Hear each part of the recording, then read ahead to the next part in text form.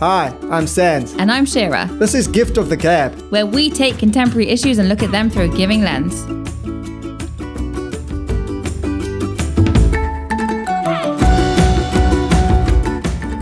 This week I thought we could mix it up a little bit. I was at Shabbat table the other day, and normally my family, when we sit around, we talk about funny TikToks that I've seen. But the host of the Shabbat table asked a really great question to everyone at the table. He said, if you could do one thing to fix the world, what would it be? Wow, that's deep. So I'm going to ask you that question right now. Really? Okay, that's quite a... Okay, let me think. Okay, so I would say that I would have people clean the streets. What? Yeah, I'm a big person that that's what I would do, because I believe that once everything is clean and you're living in a clean, neat society, there are studies that have shown that the cleanest cities in the world nearly always have less crime than other more dirty cities. Amazing. Such a strange one if you think of it. But everything starts from when you wake up and you walk outside your door and everything's just clean, neat. There's no garbage or rubbish, whatever you call it, all over the floor, all over the streets. You just get a different sense of responsibility nearly to others. There's a kind of, you feel like, okay, I'm not going to throw stuff down on the floor. And when you feel like that, you know, then I'm not going to speed. I'm not going to do this. I'm not going to be, there's just an overwhelming different feeling. And I really believe that would be a very helpful thing for where we live today. Love that. I mean, when you joined Gift 4 years ago, one of the first things, do you remember this? One of the first things you decided you wanted to do at Gift was create a litter picking initiative. Okay, what did we called it? Go Green. Yeah. And I was not bought into the idea. Yeah, we did argue about that one. We did argue, but you were right. And seeing people taking responsibility for their surroundings and actually investing in picking up a litter made a big difference to them, I think. I think it was a really great initiative. Look, it was, I just wanted people to get involved, helping to clean up the streets, make something, and they're doing good things while they do it. Yeah. It's a great family opportunity. So, there's a little plug for Go Green. But besides that, I saw this, and it's evidence in a country that we all know about, been in the news for different reasons in the UK at the moment, but about 30 years now. Wow, It's 30 years ago. In the UK, in a place called Rwanda. What? In Rwanda, 30 years ago, Yeah. there was a massive genocide. You might have heard of it. Yeah, and in the space of 3 months, there was nearly over 700,000 people were killed on both sides. It was horrific. Oh, gosh. Horrific. It destroyed the economy. It ravaged communities. And there was nearly people, they were the poor, there was displaced people. It was a horror show, a real horror show. And what happened was it ended, and they came up with an idea called umuganda.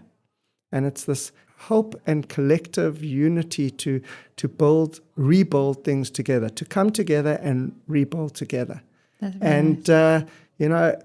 Real division, when you talk a real division of families and communities killing hundreds of thousands of people, the hate, the animosity, the aggression that was simmering got taken away and removed. And what came about is there's a revival in Rwanda. No country's perfect, but it is doing much better 30 years on. And one of the big initiatives that the Rwandan president instituted into law was this incredible thing that on the last Saturday of every month, everyone has to go out in front of their house and clean up their space. Wow. And they have to take garbage cans, and the family goes out, and you see your neighbor, and everyone's doing it together, and just what it is. A monthly street clean by the people that live there. By the people. Great. Now, obviously, they've got, street cleaners, but this is just that added, I'm doing this as part of the community to help the community. And besides that, many other things that they did. I just thought, I love that. Have they seen improvements in society because of it? Yes. Rwanda is now considered one of the cleanest countries in the world. That's literally number one. Never would have expected You would that. never think that. Number Really? two, there is a hugely decreased crime rate, and the poverty rate, although it's still quite high, has decreased quite dramatically. And this is just because people went out to be there for each other and be kind to each other. But it started, part of it was the start of clean streets. Unbelievable. I'm sorry for scoffing at your initial remark. You gave me such a hard time. I remember. It's great. It's amazing to see. This person screaming at me.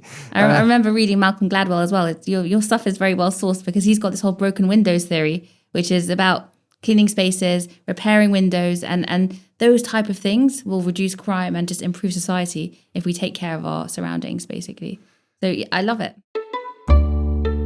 So if you're not already, we'd love you to subscribe on whichever platform you're listening to. Thanks.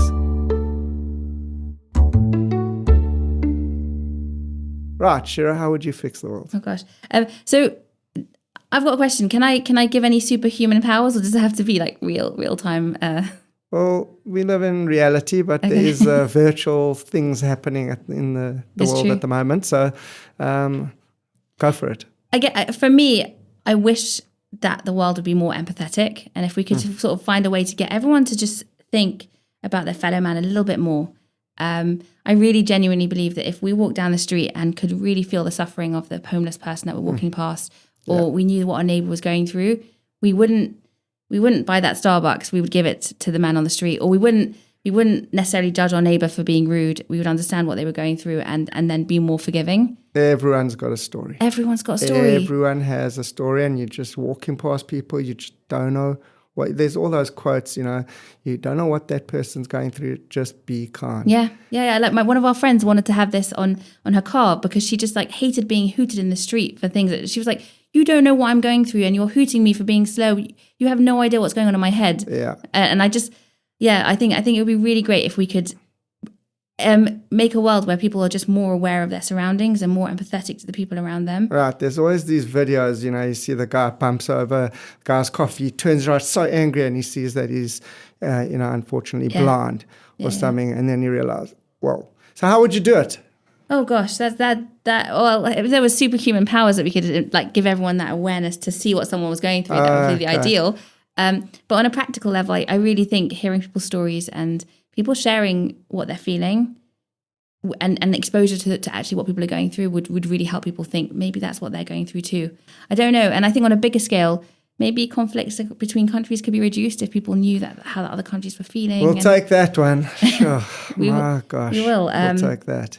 Atticus Finch, one of my heroes of all time, he was the master of empathy, and everything he did in To Kill a Mockingbird was driven by empathy. But I love that idea of someone, walking a mile in someone's shoes and then knowing what they're going through and genuinely caring for them because you've thought about what they're going through. I mean, we say it, from the ethics of our fathers, is that until you have been in that person's shoes, don't judge them. Yeah. And you just don't know what people are going through.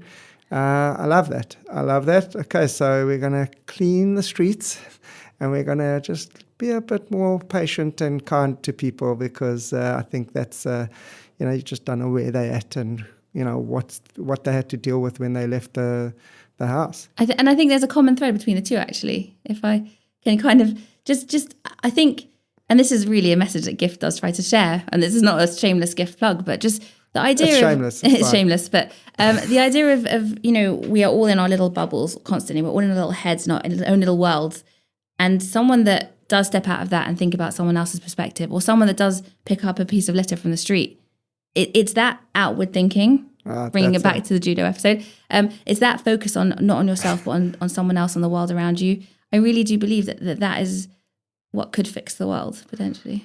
Wow, that's awesome. And I really think if we just can keep that in mind and just hold that into, the forefront of when we walk around other people, what they're going through, and maybe we can, pick up a piece of paper here and there.